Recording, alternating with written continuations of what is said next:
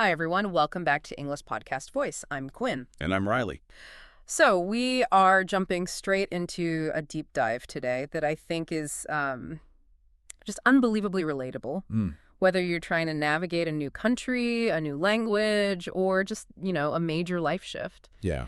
And that is the problem of feeling completely lost. That moment where you stop and realize you've just been going through the motions. It's that feeling, isn't it? When you've been following advice that sounds perfectly sensible on the surface, maybe from a parent or a mentor, Right.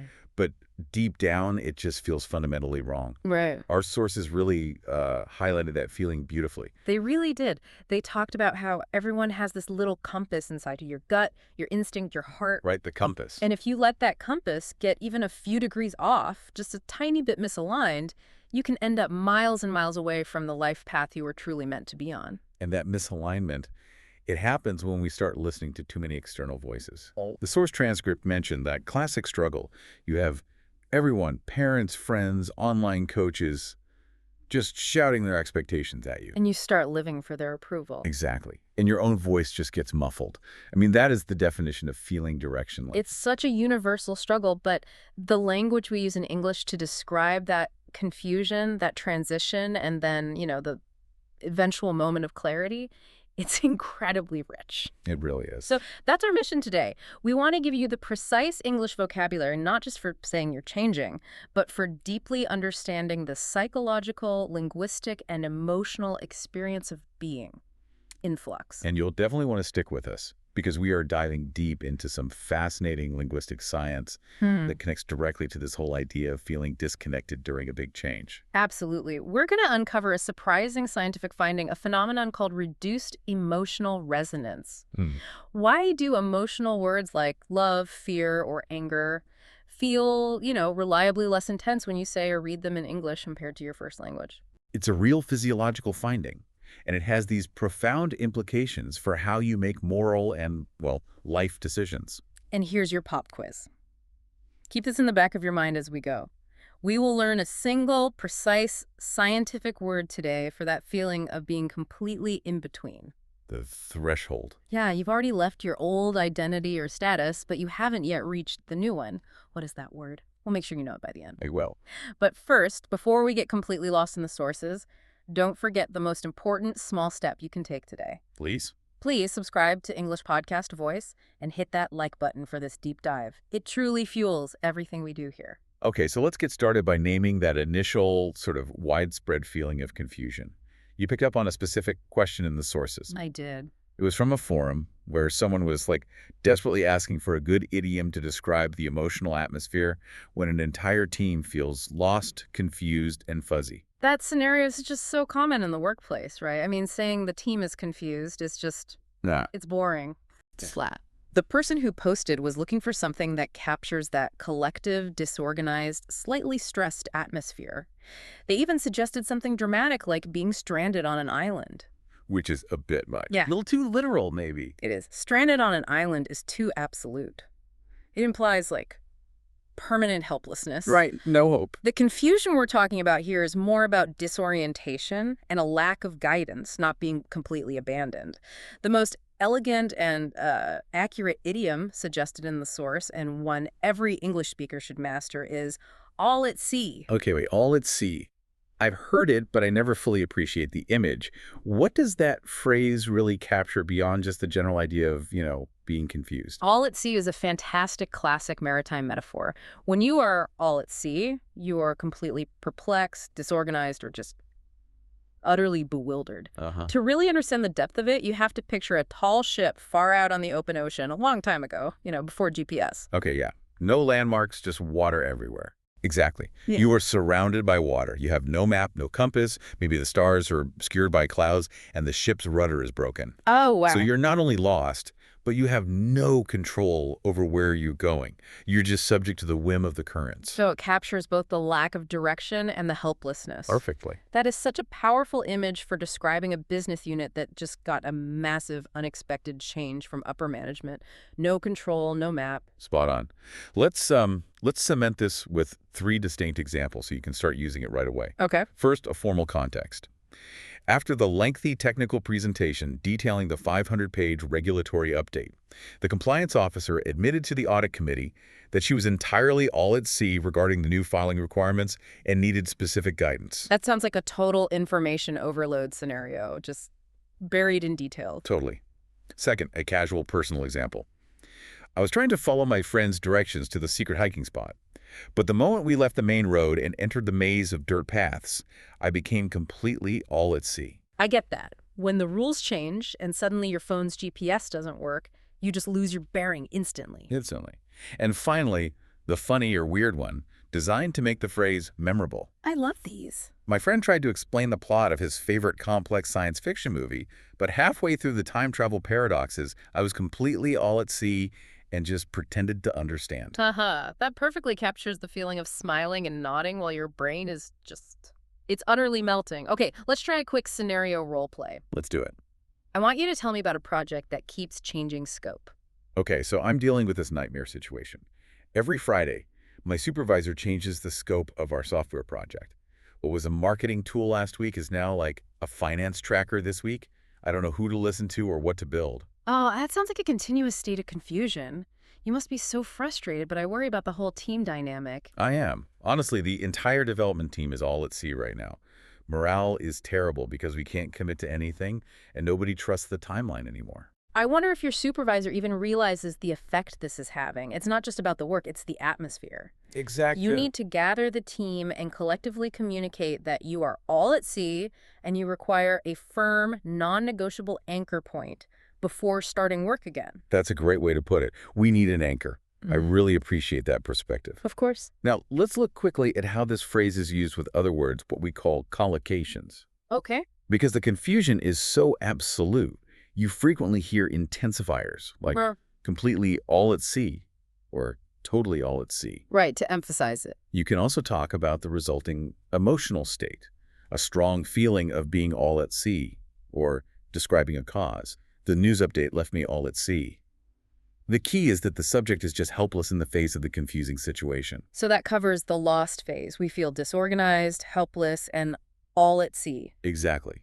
Now we transition into the space that opens up after you acknowledge the confusion, you realize you're lost, you stop following the herd, and you enter the transitional phase. This isn't just a physical move. It's a deep psychological shift, and it has a beautiful, if complex, academic name. Liminality. Liminality. That was the answer to our teaser question. I love that this idea has such a precise word.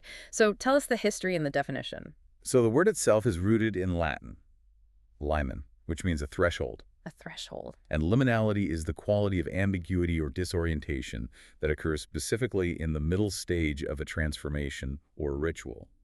It is that moment when you no longer possess your old status, but you haven't yet been incorporated into the new one. So you're standing right on the doorframe. Exactly, neither in nor out. So it's the space between the choice and the outcome. It's the uncomfortable waiting room of life. Precisely.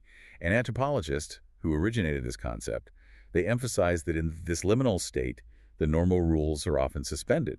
Social hierarchies, expectations, the sense of continuity, it all becomes uncertain, and future outcomes are completely thrown into doubt. It's necessary chaos. It is chaos, nonetheless. That sounds terrifying. Can you expand on those relatable examples? The one about the time between engagement and marriage was really interesting. Yeah, so consider the structural steps in any rite of passage. The process always involves 3 steps. Separation, transition, that's the liminality, and then incorporation. Separation, transition, incorporation. So when you move from student to graduate, for example, the separation is finishing your final exams. Yeah. The liminal period is that uncertain gap, maybe 2 or 3 months, before you walk across the stage and receive the diploma. You're not studying, but you're not officially recognized as a graduate yet. You're in limbo. And the incorporation is when you officially receive that new status. It makes the identity shift formal. Got it. Our sources also mentioned liminal places, which is a fun concept.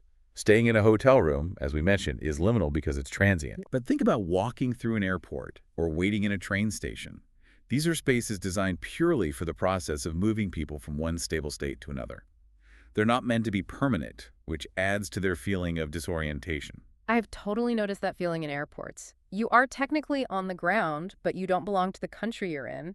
And you haven't arrived at your destination yet. You're just suspended in transit. That is the perfect description of the liminal experience.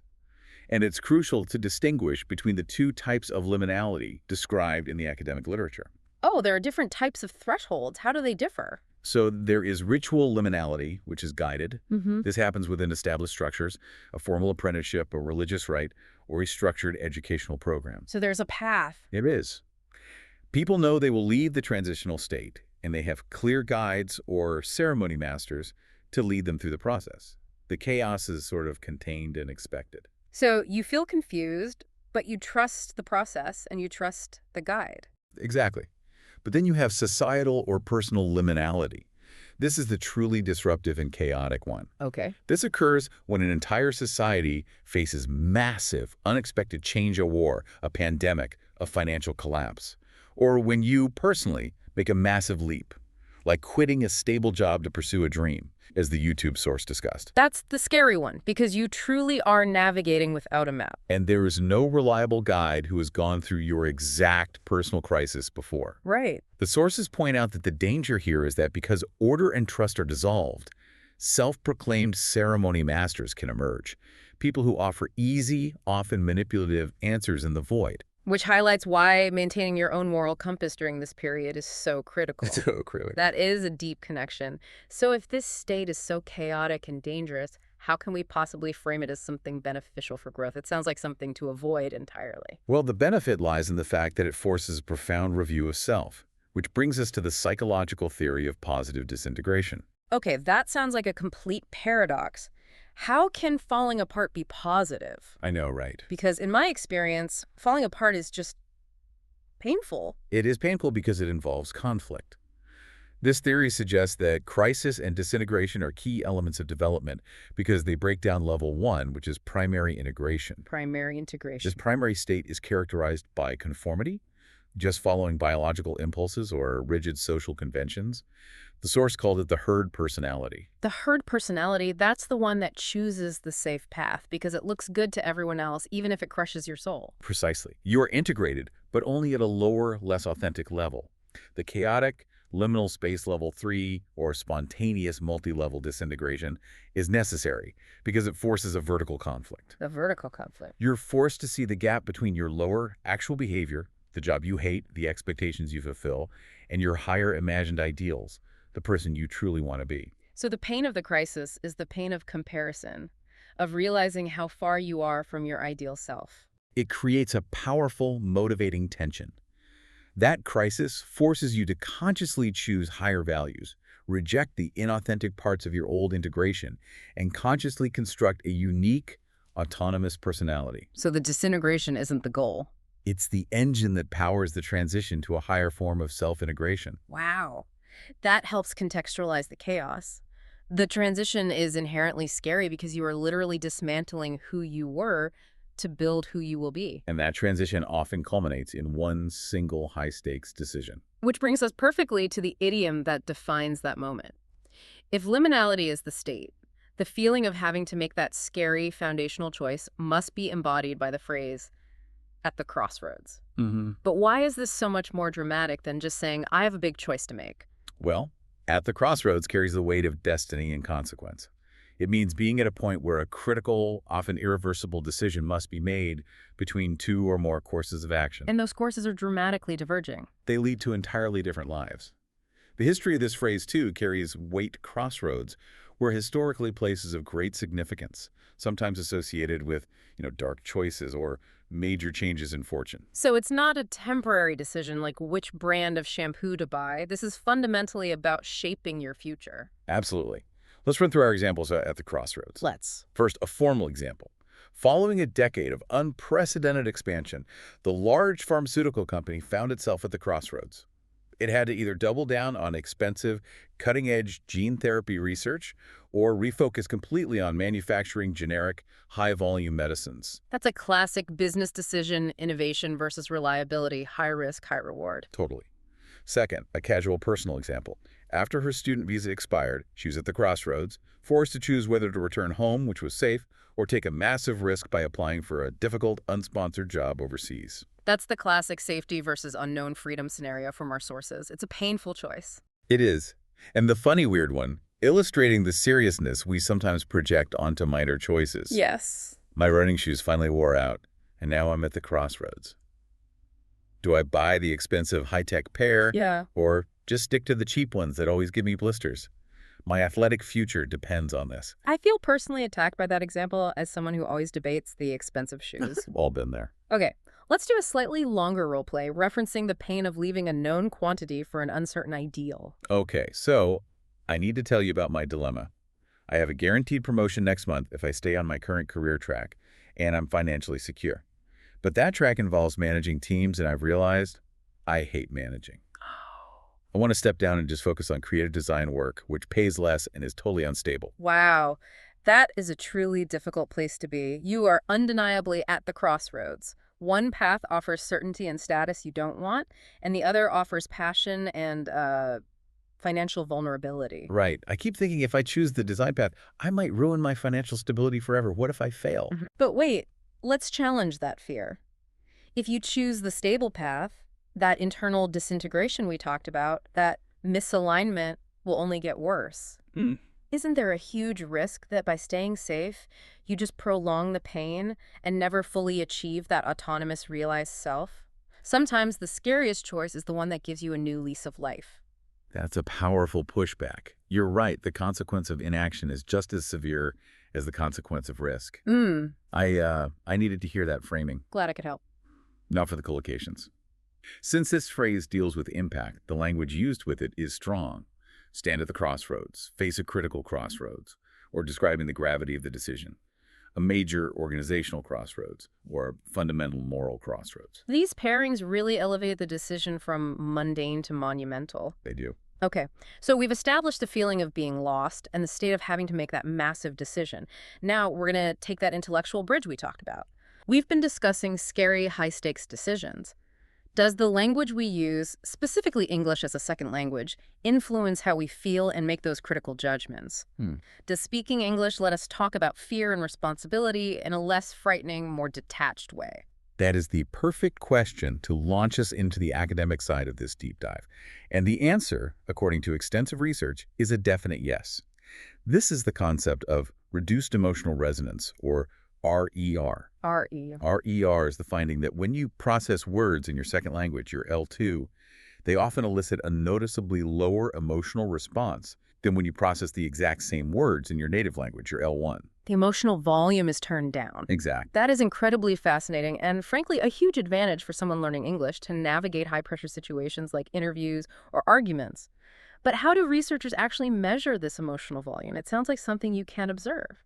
You can't ask someone directly. You have to measure the body's innate automatic response.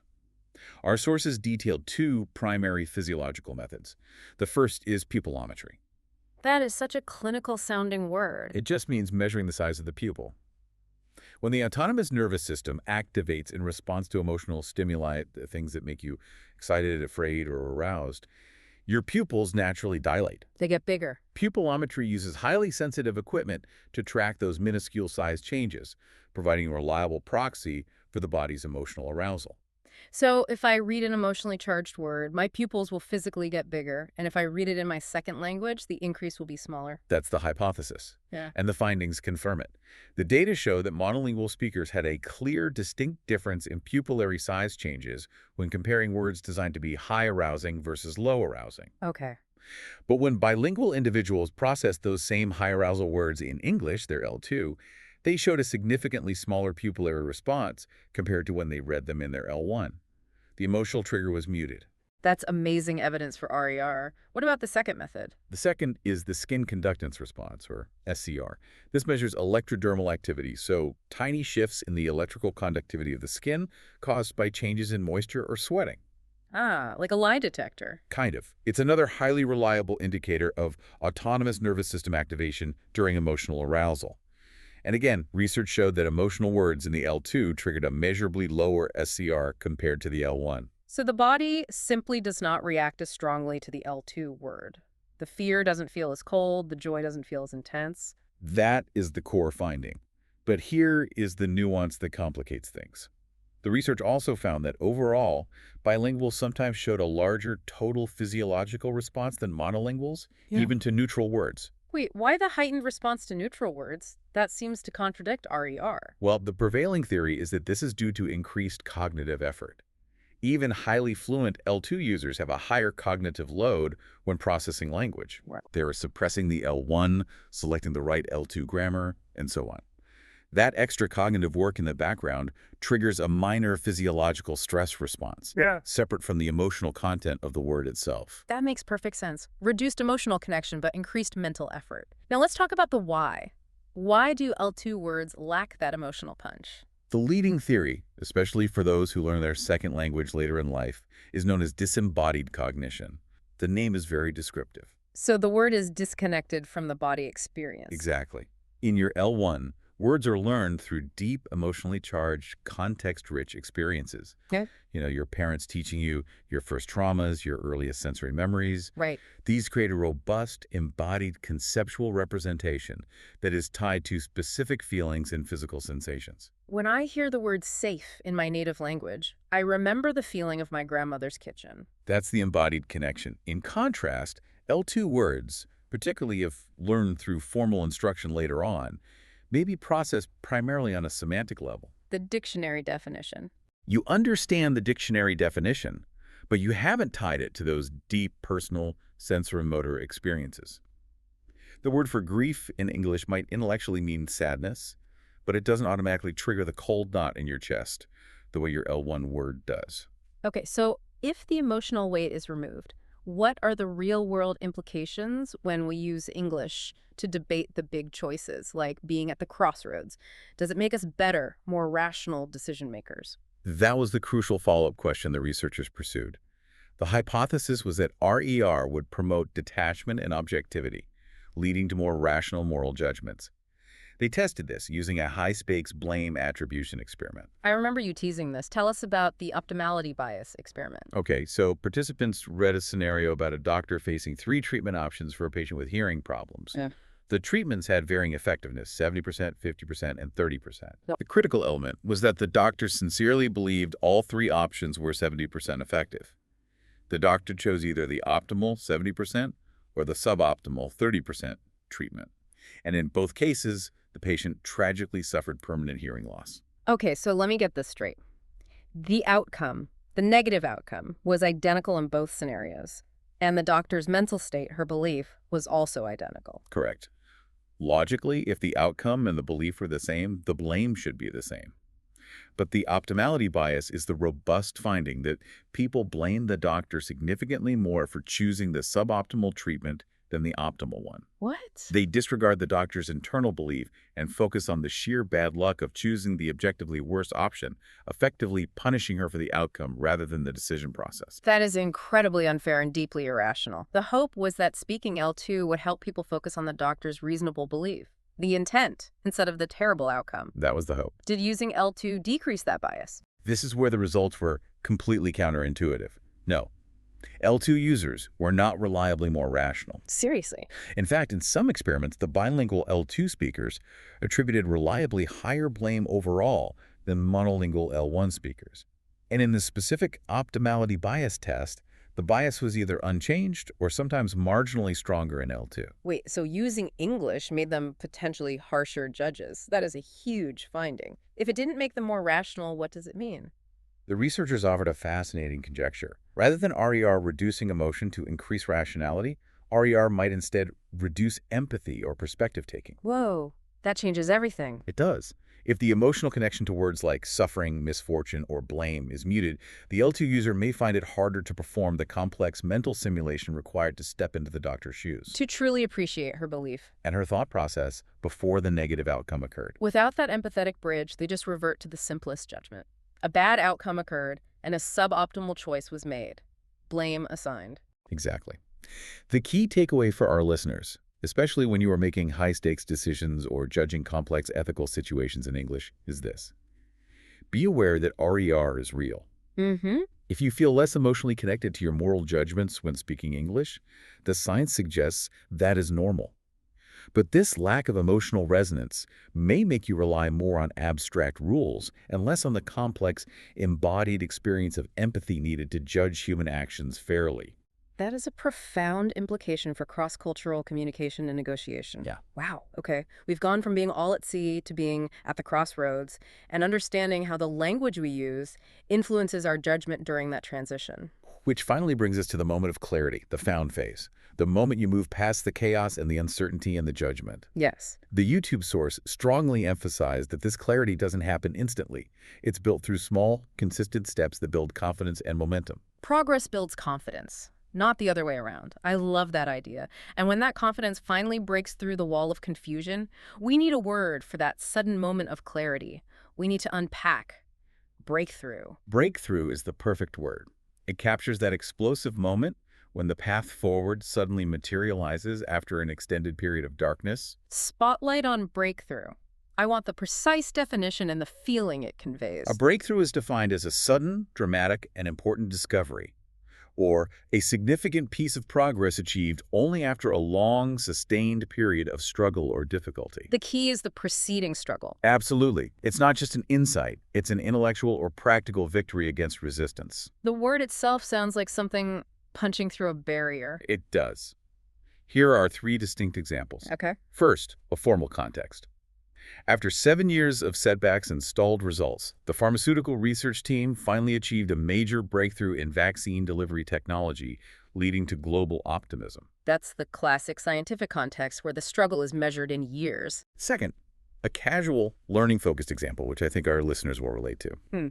I had been trying to master writing complex English sentences for months, but after I learned the power of relative clauses, I had a huge personal breakthrough in my essay writing.